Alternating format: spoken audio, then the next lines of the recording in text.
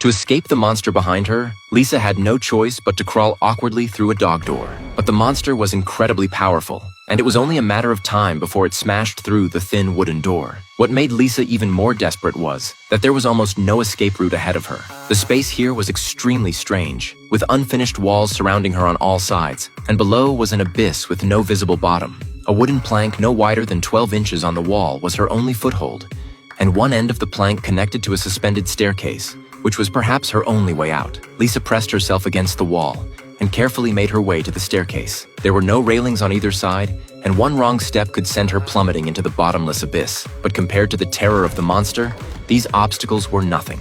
After 10 minutes of effort, she finally reached the end of the staircase and pushed open a small wooden door in the ceiling. Behind it was a narrow opening. With no time to think, Lisa crawled straight through, and in the final second before the monster broke down the door, she successfully climbed up to the floor above. But she still dared not let her guard down, for the monster's pursuit continued. Looking at the familiar layout of the rooms before her, Lisa felt a spark of hope, as this was the very place she had entered the back rooms. But the result left her in despair. When she tried to escape the furniture store, she found nothing but a thick stone wall outside the door, with no exit to be found anywhere. By this point, the monster had already caught up behind her. Though it did not move quickly, it clung to Lisa like a ghost, giving her no chance to catch her breath. Cornered, Lisa grabbed a nearby tool and smashed off the monster's wooden leg. Taking advantage of the moment it fell, she sprinted forward, only to accidentally knock into an advertisement board on the ground, which hit a switch and triggered the fire extinguishers all around her. In an instant, the entire room filled with thick smoke. Through the haze,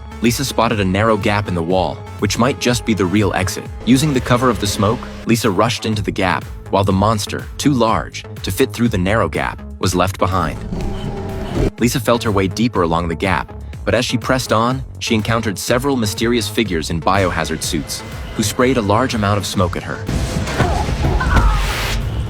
It turned out they were workers stationed at the exit of the back rooms, whose purpose was to eliminate any monsters that emerged from within. Lisa was eventually rescued safely, though what they did not know was that this was far from the only entrance to the back rooms. This night, a man named Jimmy suddenly discovered a white light appearing on the wall of his basement. Curious, he reached out and touched it, and unexpectedly his whole body passed straight through the thick wall. Before him was an unfamiliar room that had never existed in his home, with various pieces of furniture piled haphazardly in the center. He never expected that his own basement was hiding such a mysterious space. Jimmy then pressed his body against the wall and tested it several more times, finding that he could pass through effortlessly every time without any resistance. After confirming that he could freely enter and exit this strange space, Jimmy gradually grew bolder, and his curiosity drove him to walk into the inner room. Little did he know, this would be the beginning of his nightmare. This was level 0, the most basic level of the back rooms. The entire space had no windows, lit only by fluorescent tubes overhead, with every wall covered in yellow wallpaper. One moment of inattention,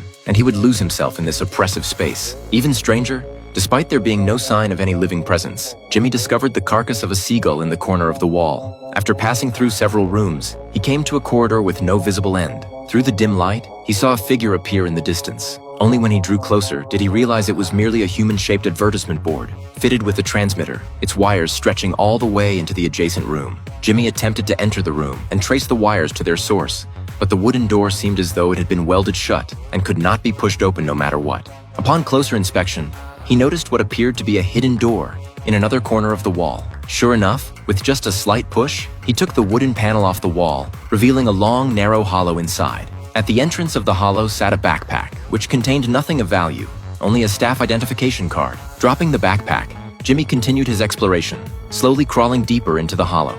At the far end, another room appeared, its layout even more bizarre than before. Everything was arranged in a deeply abnormal way, with several shoes embedded deep into the floorboards, and even the legs of a chair sunk into the ground. Just as Jimmy stood there puzzling over this, a sudden noise came from the hollow behind him. He slowly went to investigate.